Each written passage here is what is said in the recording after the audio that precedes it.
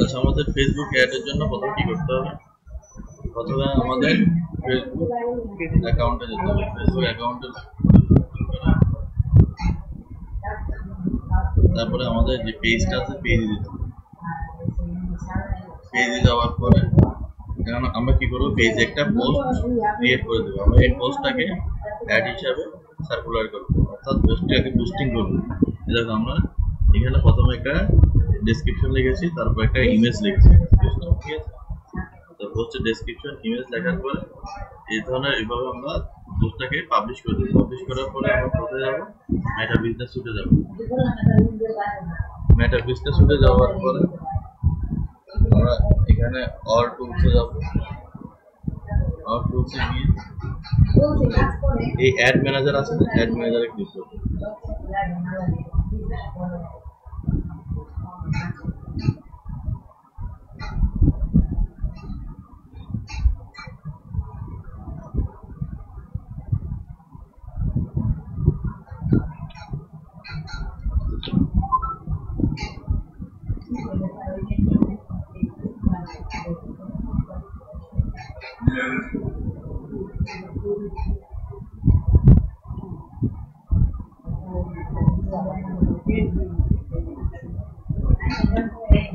Network প্রবলেমের কারণে আমাদের আসতে একটু দেরি হচ্ছে।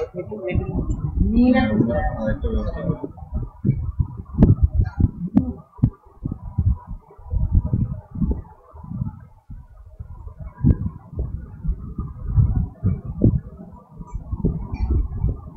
আমরা আবার একটা রিফ্রেশ করব।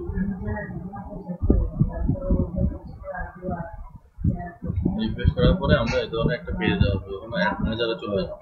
অ্যাড ম্যানেজারে আসার পরে আমাদের কি করতে হবে? এই ক্রিয়েট বাটনে ক্লিক করতে হবে।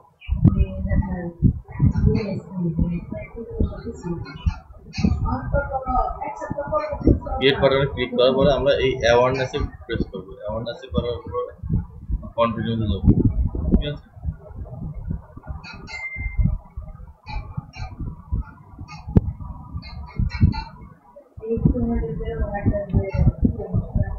কন্টিনিউতে যাওয়ার পর আমরা এই ধরনের একটা অপশনে যাব। এখানে কি কি আছে?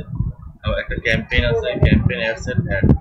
তো ক্যাম্পেইনে কি আমরা একটা ক্যাম্পেইনের নাম দেব। ক্যাম্পেইনের নাম কি দেব? নিউ পেজ অ্যাড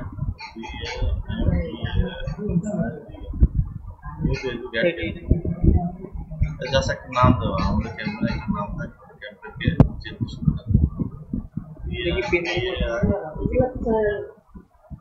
এটা যে কোনো নাম দেওয়া, ইচ্ছা মতো নাম দেওয়া কি হবে না।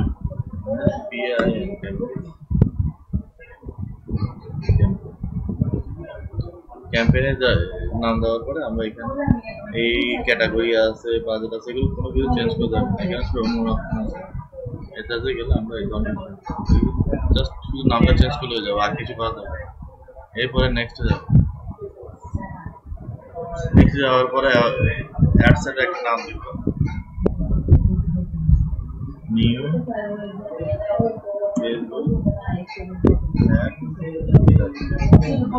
তারপরে এখানে আছে performance maximum reach of ads. এখানে আমরা আমাদের পেজটাকে সিলেক্ট করে দেবো। আমাদের অনেকগুলো পেজ থাকবে, আমরা এখান থেকে যে পেজের মধ্যে অ্যাড দিতে চাই সেই পেজটা সিলেক্ট করে দেবো। কস্ট পার গোল এটা আমরা দিব না, কারণ কস্ট পার গোল যদি আমরা ইচ্ছা মতো চুজ করে দিই অনেক সময় অ্যাডের মধ্যে এরর দেখা যেতে পারে। এখানে ফ্রিকোয়েন্সি ক্যাপ যেমন আছে তেমন থাকবে। when you charge impression, delivery time standard থাকবে। তারপর আমরা বাজেট, ডেইলি বাজেট সিলেক্ট করে দিতে পারি অথবা লাইফ টাইম বাজেট সিলেক্ট করতে পারি। ডেইলি বাজেট হচ্ছে আমরা প্রতিদিন কত খরচ করতে চাই আমাদের অ্যাডের জন্য, সেটা এখানে থাকবে। আর লাইফ টাইম বাজেট হচ্ছে আমরা যদি আমাদের একটা 2 সপ্তাহ চলে, এই 2 সপ্তাহ টোটাল আমরা খরচ করবো তা এখানে আমাদের এখানে $350 আছে, আমরা এটাকে $150 করে দিই। আমরা 2 সপ্তাহে অথবা 15 দিনে $150। এবার আমাদের স্টার্ট ডেট সেপ্টেম্বর, আর এন্ড ডেট এটা 30 দিন আছে, আমরা এটা 14 দিন করে দিই। 2 সপ্তাহ, ঠিক আছে? 14 দিন করে দেওয়ার পরে তারপর এখানে বাজেট শিডিউলিং, আমরা যদি বাজেট শিডিউল করতে চাই তাহলে এটা ইউজ করতে পারবো। অর্থাৎ কোন কোন দিন আমরা বেশি খরচ করতে চাই, কোন কোন দিন কম খরচ করতে চাই। অ্যাড শিডিউলিং, অর্থাৎ আমরা যদি অ্যাডকে কখন কখন আমরা অ্যাড রান করতে চাই তখন এটা দিতে পারি। যদি আমরা 24 ঘন্টা রান করতে চাই তাহলে আমরা 24 ঘন্টা এটা খালি রাখবো। আর যদি যদি আমরা আমাদের ক্ষেত্রে স্পেসিফিক টাইম সিলেক্ট করে দিতে যাই, যেমন 9টা থেকে আমরা 5টা পর্যন্ত সিলেক্ট করে দিলাম, তাহলে আমরা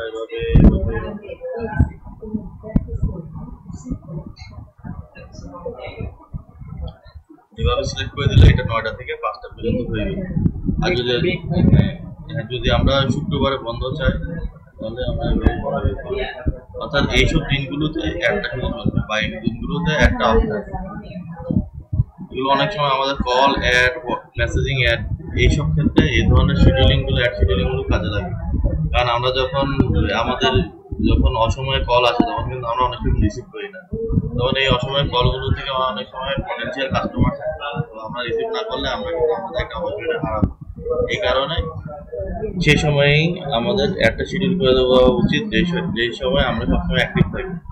9টা থেকে 5টা বেশিরভাগ অফিসে এই টাইমেই ওয়ার্কিং আওয়ার করা হয়।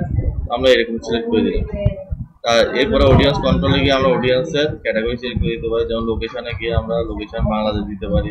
মিনিমাম এজ, আমাদের মিনিমাম এজ কত, মিনিমাম এজ আমি সিলেক্ট করে দিলাম 20 পর্যন্ত সিলেক্ট করে দিতে পারি। তারপরে এক্সক্লুড দোজ অডিয়েন্স, আমরা কোনো অডিয়েন্সকে এক্সক্লুড করতে চাইলে এখান থেকে সিলেক্ট করে দিতে পারি। এরপর ল্যাঙ্গুয়েজ আছে, আমরা ল্যাঙ্গুয়েজে দিব বেঙ্গালি, হিন্দি দিলাম, ইংলিশ অল দিলাম, তারপরে বেঙ্গালি দিলাম বেঙ্গালি আমরা দুইটা ল্যাঙ্গুয়েজ সিলেক্ট করে দিলাম। এরপর অ্যাডভান্টেজ অডিয়েন্সে গিয়ে আমরা আমাদের অডিয়েন্সের বিভিন্ন ক্যাটাগরি সিলেক্ট করে দিতে পারি।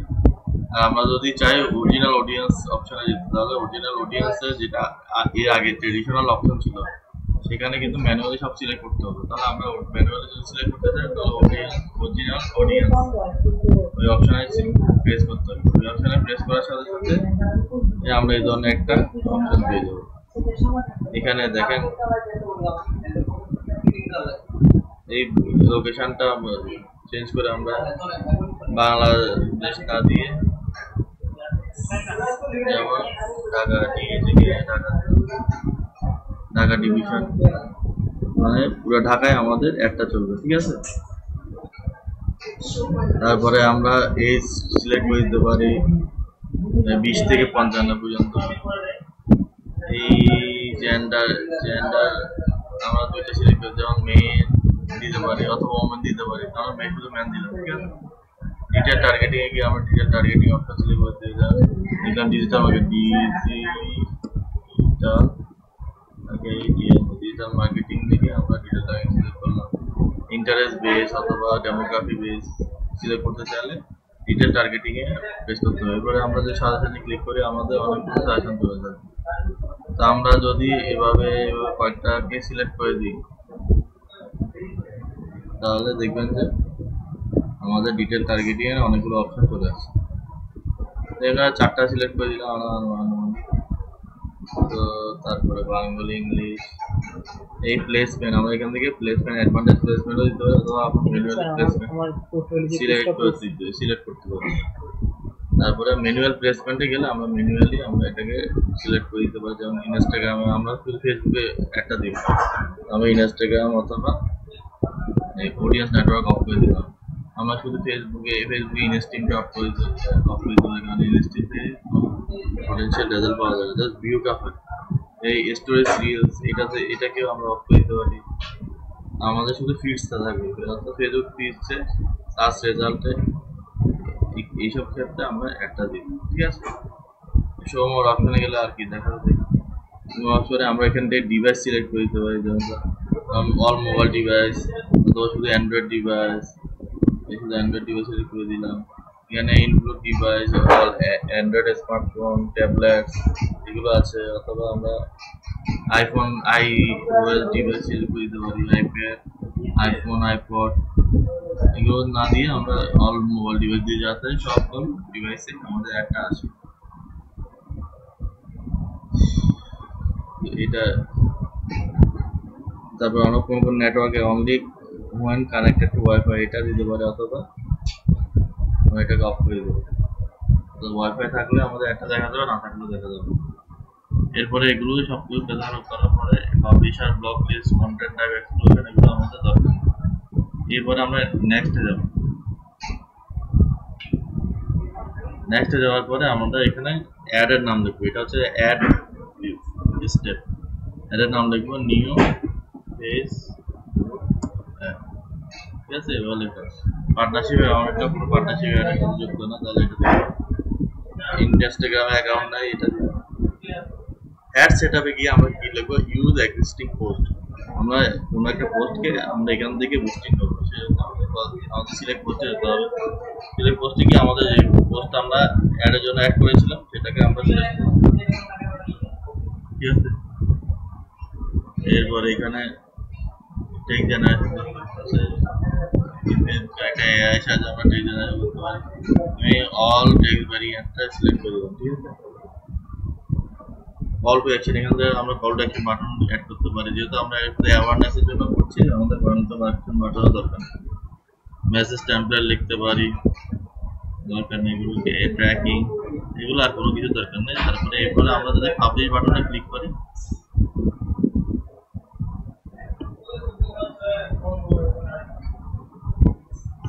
এই পাবলিশ বাটনে যদি ক্লিক করি তাহলে আমাদের অ্যাডটা পাবলিশ হয়ে যাবে। ঠিক আছে, এই ছিল যে ফেসবুক কিভাবে অ্যাড ক্রিয়েট করতে হয়। অ্যাড ক্যাম্পেইন থেকে শুরু করে অ্যাড সেট, অ্যাড ফেসবুকের অ্যাড ক্রিয়েশন, তারপরে পাবলিশিং, আর তারপরে এখানে অডিয়েন্সের ডেমোগ্রাফি অনুযায়ী অডিয়েন্স সিলেক্ট করা, পজিশন সিলেক্ট করা, এগুলো সম্পর্কে যে আমাদের ডেমো আসে সেই ডেমো বানানো। তো তোমরা সবাই প্র্যাকটিস করো আমার ভিডিওটা দেখে। আচ্ছা, ঠিক আছে, ধন্যবাদ।